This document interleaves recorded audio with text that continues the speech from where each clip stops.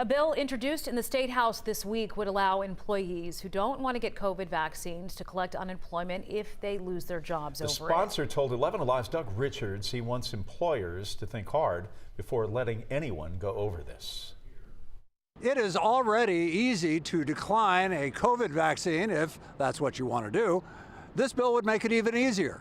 For some workplaces, a condition of employment now includes that workers have to get COVID shots in order to keep their jobs. State Representative Matthew Gambill of Cartersville says his constituents have complained about that. His bill would provide eligibility for employment benefits for employees fired due to their refusal to undergo any employer-mandated vaccination for COVID-19. Mainly as an opportunity to get the conversation started for employers to think long and hard about whether they want to mandate the COVID vaccine or not. Although governments have been reluctant or largely unable to impose vaccine mandates, some private companies have done it successfully, especially healthcare providers, including Emory, which ordered employees to get vaccinated by October 1st last year. Such requirements advance the cause of public health and workplace safety, says Rebecca Mitchell, a state representative and epidemiologist. I think the idea that individual employers have these requirements